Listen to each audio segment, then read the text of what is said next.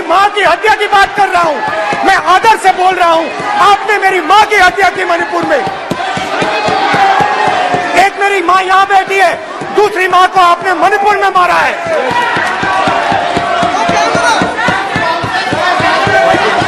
और हर रोज जब तक आप हिंसा को बंद नहीं करोगे तब तक आप मेरी माँ की हत्या कर रहे हो। हिंदुस्तान की सेना मणिपुर में एक दिन में शांति ला सकती है, हिंदुस्तान की सेना का प्रयोग नहीं कर रहे हो, क्योंकि आप हिंदुस्तान को मणिपुर में मारना चाहते हो। पूछे इनको कच्छ तीवू क्या है, और इन्हें किसी दूसरे देश को दे दिया था। कब दिया था, कहां गई थी? क्या ये भारत माता नहीं थी वहां? क्या वो मां भारती का अंग नहीं था? और इसको भी आपने तोड़ा। और कौन था उस समय? श्रीमती इंदिरा गांधी के नेतृत्व में हुआ था। नमस्कार दोस्तों। तो दोस्तों, प्रधानमंत्री के द्वारा दिया गया संसद में एक ऐसा भाषण, मतलब भाषण में कही गई एक ऐसी बात जो आज सबको मन को ऐसा लग रहा है कि पिछले सरकार जो इंदिरा गांधी प्रधानमंत्री थी उन्होंने क्या कह दिया। जो प्रधानमंत्री अभी संसद में कहे हैं, उन्होंने यह कहा कि कच्चे थवी जो एक आइलैंड था, उस आइलैंड को जब श्रीमती इंदिरा गांधी जी भारत का प्रधानमंत्री थी तो उस समय उस जो आइलैंड था जो लगभग 285 एकड़ में फैला हुआ था, उसको श्रीलंका को ऐसे ही दे दिया। तो दोस्तों, ये पूरी घटना क्या है, आज हम लोग इसके बारे में बात करेंगे और बात ये भी करेंगे कि क्या परिस्थिति उस समय थी जिस समय श्रीमती इंदिरा गांधी श्रीलंका को ये जो 285 एकड़ में फैला हुआ जो कच्चा थी वो आइलैंड को ऐसे ही दे दिया। तो दोस्तों, बात करें कि ये पूरी मामला है क्या, एक आज के समय में ये पूरी मामला उठ कर क्यों आ रहा है, उसके बारे में सबसे पहले बात करना जरूरी है। तो दोस्तों, आप लोगों को मालूम होगा कि पिछले वीडियो में हम बात किए थे मणिपुर के बारे में कि मणिपुर में पिछले मतलब मई महीने से ही लगातार अभी तक वहाँ का हंगामा चलता आ रहा है, आगजनी चलता आ रहा है, एक दूसरे को मारना अभी तक चालू है। कुकी, नागा और मेती समुदाय आपस में लड़ रहा है। तो पूरी घटना वहीं से शुरू होती है। दोस्तों, आपको बता दें कि जो मणिपुर का घटना हुआ, उस घटना को लेकर अपनी देश के विपक्षी सरकार जो कांग्रेस सरकार और कांग्रेस के साथ जो अलायंस जुड़ी हुई है, जो पूरी नाम उस इंडिया नाम से जाना जाता है, तो उन लोगों के द्वारा सरकार के प्रति एक अविश्वास प्रस्ताव लाया गया। तो दोस्तों, सबसे पहले हम लोग ये बात कर लेंगे थोड़ी देर कि अविश्वास प्रस्ताव होता क्या है। तो दोस्तों, अविश्वास प्रस्ताव किसी भी मतलब कि अपनी देश की जो विपक्षी पार्टी है उसके द्वारा जो अभी सत्तारूढ़ पार्टी है उसके लिए लाया जाता है। जैसे कि क्या अभी सत्तारूढ़ पार्टी सरकार में कौन है? बीजेपी। तो बीजेपी के प्रति कांग्रेस के द्वारा अविश्वास प्रस्ताव लाया गया है और ये अविश्वास प्रस्ताव लाने का मकसद होता है। और अविश्वास प्रस्ताव लाया क्यों जाता है, इसमें दो कारण है।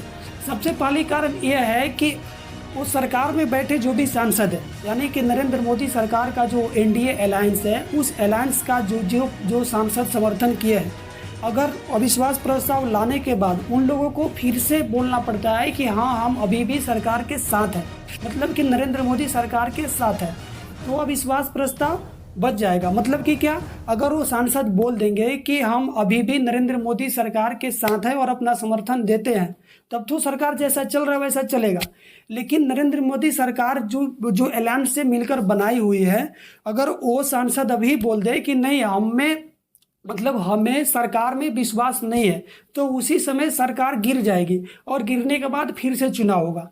दूसरा कारण ये है कि जब कोई सरकार, केंद्र में बैठी हुई सरकार, अगर किसी विषय पे जो कि बहुत ही जरूरी मुद्दा बन गया है बात करने के लिए, संसद में उस बात पे डिस्कस करने के लिए, और वो जो सरकार है उस चीज़ पे बात नहीं कर रही है, तो इसलिए भी अविश्वास प्रस्ताव लाया गया है।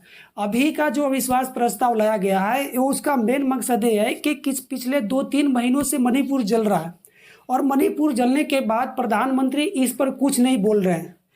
जिसके कारण विपक्षी पार्टियों के द्वारा अविश्वास प्रस्ताव लाया गया और उसमें एक मेन चीज पे फोकस किया गया कि प्रधानमंत्री अभी इस मणिपुर पे कुछ बोले, कि आखिरकार अभी तक 2 महीने से मणिपुर के बारे में प्रधानमंत्री एक शब्द बोले क्यों नहीं, प्रधानमंत्री अभी तक मणिपुर गए क्यों नहीं। मेन पूरा मामला यहीं पर फंसा हुआ है। ऐसा नहीं है कि विपक्षी पार्टी को ये नहीं दिखाना है कि सरकार के समर्थन में जो सांसद है वो अभी है कि नहीं है। उनका मकसद यही है कि मणिपुर के बारे में प्रधानमंत्री बोले। और जो अविश्वास प्रस्ताव लाया गया उसके बाद प्रधानमंत्री केवल लगभग 2-2.5 मिनट के लिए कॉन्फ्रेंस कर देते हैं और कॉन्फ्रेंस में कुछ बातें बोलते हैं कि मणिपुर के जो भी ये दंगा हो रहा है उससे हम काफ़ी आहत है और इस घटना से अपने देश की 140 करोड़ जनता शर्मिंदा है। अब जो भी दोषी होगा इस मामले में वो उस पर सख्त से सख्त कार्रवाई किया जाएगा और हम मतलब केंद्र सरकार और राज्य सरकार दोनों में बीजेपी का ही शासन है, दोनों मिलकर इस समस्या का समाधान कर रहे हैं। तो दोस्तों इस बात को यहीं पर छोड़ते हुए हम आगे बढ़ते हैं कि आखिर में कच्चा थीवू का जो मामला है क्या। तो जैसे कि अविश्वास प्रस्ताव पारित करने के बाद संसद में मतलब विपक्षी पार्टी और जो पक्षी पार्टी यानी कि जो सरकार में बैठा हुआ वो पार्टी का बोलने का बारी आता है। जब बारी आता है संसद में बोलने का राहुल गांधी की, तो उन्होंने कहा कि सरकार के द्वारा मणिपुर में लोकतंत्र और भारत माता की हत्या की गई है। तो इसी बात का जवाब देते हुए प्रधानमंत्री ने करीब 2 घंटा 12 मिनट बोले संसद में इस बारे में, लेकिन शुरुआती 1 घंटा 32 मिनट अपने अगल बगल जो क्या उनकी प्रसिद्धियाँ थी, क्या क्या हम लोग देश में ला रहे हैं, क्या हम कर रहे हैं, क्या हमारी उपलब्धि है, इसके बारे में बात करते रहे।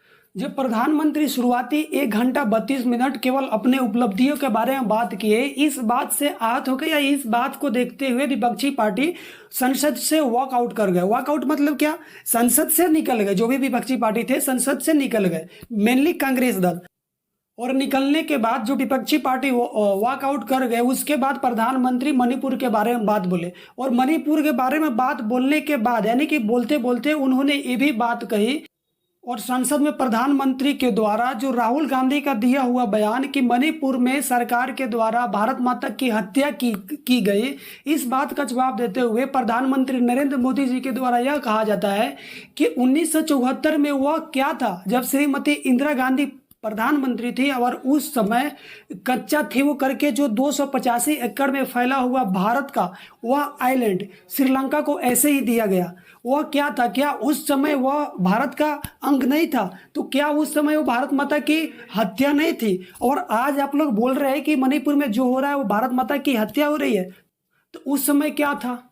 तो दोस्तों चलिए जान लेते हैं कि कच्चा थीवू जो आइलैंड है वो है कहाँ पे और ये किस तरह से हमारे लिए उपयोगी है।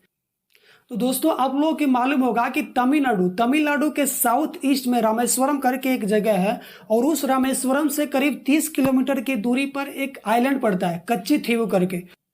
यह बातें वही कच्चा थीवू आइलैंड के बारे में हो रही है। तो दोस्तों हम लोग बात करेंगे कि ये कच्चा थीवू जो आइलैंड था वो हमारे लिए किस तरह से उपयोगी था। तो दोस्तों आप लोगों को मालूम होना चाहिए कि पूरी दुनिया में मतलब मछली पालन के दृष्टिकोण से हमारा देश लगभग 3रे नंबर पे आता है। यानी कि सबसे ज़्यादा मछली का जो फार्मिंग होती है, मछली मारने या फिर मछली को पकड़ने की जो सबसे बड़ी मतलब तादाद में होने वाली बिजनेस अपने इंडिया में ही है। क्या है कि दोस्तों अभी तमिलनाडु सबसे देश में सबसे मतलब कि अधिक तमिलनाडु में क्या होता है, मछली का फार्मिंग होता है, मछली की खेती होती है और मछली पकड़ा जाता है। क्या है कि वहाँ से जैसे कि रामेश्वरम से लगभग 30 किलोमीटर की दूरी पे ये आइलैंड है और वहाँ से मछुआरे आराम से चले जाते हैं, मतलब मछली मारते मारते मारते मारते चले जाते हैं। और उस आइलैंड पे क्या होता है, वहाँ पे मछली को जैसे कि जाल को सुखाया जाता है, मछुआरे के द्वारा आराम किया जाता है, वो उस समय होता था। लेकिन जब 1974 के बाद में क्या हुआ कि जब इंदिरा गांधी तत्कालीन प्रधानमंत्री इंदिरा गांधी के द्वारा वो आइलैंड दे दिया गया और एक एग्रीमेंट भी साइन हुआ। 1974 में एक एग्रीमेंट भी साइन हुआ कि चलो हम इसको तो आपको दे रहे हैं, लेकिन हमारा जो मछुआरा है वो इधर आएगा और जाल सुखाएगा और वहाँ पे आराम भी करेगा। हालांकि इस पूरी एग्रीमेंट था उसमें ये नहीं कहा गया कि हमारा मछुआरा जो जाएगा वहाँ मछली भी मार सकता है। लेकिन आज के समय में ये बात करें तो अगर कोई मछुआरा वहाँ जाता है, जनरली कितना न्यूज़ में आया है कि वहाँ अगर कोई मछुआरा भारत का पकड़ा गया तो सीधे गोली मार दिया जाता है। ये तो मामला है वहाँ का। हालांकि 1974 में जब ये घटना हुई तो उस समय तत्कालीन प्रधानमंत्री श्रीमती इंदिरा गांधी के द्वारा पूरी देश में इमरजेंसी लगा दिया गया और पूरे देश में लगभग साउथ वाले जो अपना राज्य है जैसे कि तमिलनाडु, इस राज्य से लगभग इसका बहुत ही ज़्यादा विरोध किया गया। और अभी जो तत्कालीन वहाँ का मुख्यमंत्री है स्टर्लिंग, यस माफ़ कीजिएगा, थोड़ा प्रोनाउंसिएशन में गड़बड़ हो रहा होगा, तो स्टर्लिंग साहब के द्वारा समय समय पे खत लिखकर प्रधानमंत्री से ये भी कहा जाता है कि प्रधानमंत्री जी उसको दिलवाए हमको, वो हमारे मछुआरों को काफ़ी कष्ट होता है, वहाँ पे जाने के बाद ये सब मामला फेस करना पड़ता है। तमिलनाडु के पूर्व सीएम श्रीमती जयललिता जी के द्वारा भी काफ़ी इसका विरोध किया गया और समय समय पे इसका मतलब कि अनुरोध भी किया गया केंद्र सरकार से कि इसको हमारे मतलब कि देश में लाया जाए, इसको लाया जाए। लेकिन देखते हैं कि ये पूरी जो मामला है, इस मामले पर जो प्रधानमंत्री का उठाया गया सवाल है कि 1974 में इसको क्यों दे दिया गया बिना किसी संशोधन के। दोस्तों एक बात और आपको जानना जरूरी है कि अगर मेरे को मतलब एज ए प्रधानमंत्री मेरे को कोई किसी देश को अपने देश का किसी भी पार्ट को देना है, चाहे छोटा भी पार्ट हो, तो उसके लिए संविधान संशोधन करना पड़ता है। और संविधान संशोधन करने ऐसा नहीं होता है कि हम अकेले जाए संविधान संशोधन हो जाए, ऐसा होगा नहीं। संविधान संशोधन करने के लिए अपने जो संसद के मतलब संसद हॉल के संसद भवन में उपस्थित जितने भी सांसद महानुभाव है उन लोगों से राय विमर्श करना पड़ता है, उन लोगों की सहमति लेनी पड़ती है, तब कोई संविधान संशोधन हो जाता है। लेकिन उस समय क्या हुआ, कोई भी संविधान संशोधन हुआ नहीं। ऐसे ही इंदिरा गांधी के द्वारा लो भाई तो मेरे मतलब कि दोस्तों, और उस समय श्रीलंका का नाम श्रीलंका नहीं था, सिलोम था और वहाँ का भी प्रधानमंत्री एक मतलब महिला प्रधानमंत्री थी और उन महिला जो श्रीलंका का प्रधानमंत्री महिला थी और अपने देश की भारत के प्रधानमंत्री श्रीमती इंदिरा गांधी जी थी, इन दोनों का मित्रता काफ़ी अच्छा था। मेरे को लगता है कि पता ना कि मित्रता में अपना जो देश का ये 285 एकड़ का ज़मीन जो आइलैंड था उसको ऐसे ही दे दिया गया। अब क्या है कि भाई वहाँ कोई मछुआरा जाएगा, देखो मछली पालन कहाँ होती है, मछली पालन तो कहाँ होगी, पानी में होगी।